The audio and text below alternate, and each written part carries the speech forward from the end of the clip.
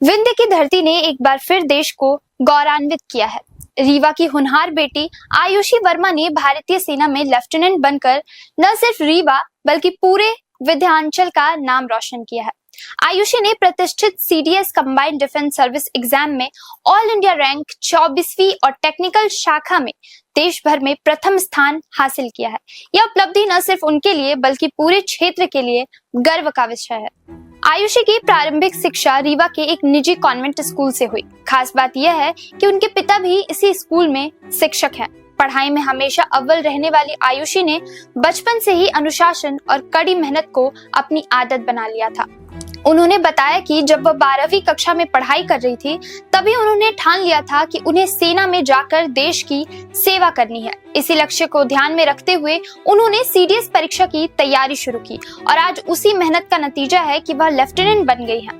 आयुषी ने अपने संघर्ष के दिनों को याद करते हुए बताया कि वह हमेशा से अवनी चतुर्वेदी को अपना रोल मॉडल मानती आ रही हैं। अवनी की तरह ही उन्होंने भी देश की सेवा का सपना देखा और उसे पूरा करने के लिए दिन रात मेहनत की। सीडीएस के लिए तो मैंने बेसिक बुक्स वगैरह पढ़ी हैं जो कि एनसीईआरटी की होती है। इनिशियली वैसे स्टार्ट किया और प्लस मैंने प्रीवियस ईयर क्वेश्चन पेपर्स वगैरह भी लगाए और मेरा भाई था गाइडेंस देने के लिए। और यूट्यूब पे बहुत सारे सोर्सेस होते हैं जहाँ से आप गाइडेंस ले सकते हैं और काफ़ी अच्छी प्रिपरेशन कर सकते हैं। तो मैंने वो सारे सोर्सेस का यूटिलाइजेशन किया। यूट्यूब हो गया, इवन आपको बहुत सारी जनरल नॉलेज बहुत सारी साइट्स पे मिल जाएंगे। तो वो सारे सोर्सेस का मैंने बहुत अच्छे से यूटिलाइजेशन किया और वो मेरे लिए काफ़ी वर्क करी।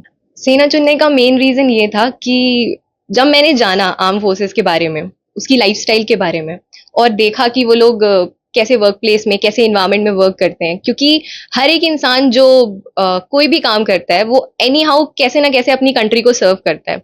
But to serve my country with the position of responsibility that an arm forces officer will hold, और उस अकाउंटेबिलिटी के साथ जो ट्रस्ट लोग करते हैं आर्म फोर्सेस पे, वो बहुत डिफरेंट होता है। वो ट्रस्ट, वो अकाउंटेबिलिटी, वो रिस्पॉन्सिबिलिटी, मुझे वो सारी चीजें लेके और फिर अपने कंट्री को सर्व करना था। मैं यही बोलूंगी कि इनिशियली ऐसा होता है कि आपको गाइडेंस की थोड़ी ज़रूरत पड़ती है, क्योंकि एग्ज़ाम डिफ़िकल्ट है। यूपीएससी लेता है तो ऑफ कोर्स डिफ़िकल्ट होगा। प्लस एक्स्ट्रा आपको पीवाईक्यू लगाने होते हैं ताकि आपको समझ में आए एग्ज़ाम का पैटर्न कैसा होता है।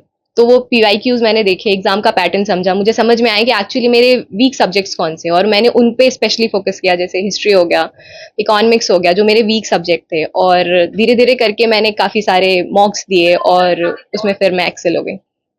प्रारंभिक शिक्षा के दौरान पहली बार आपको कब लगा कि आपको सेना ज्वाइन करना चाहिए और आपका रोल मॉडल कौन है सेना?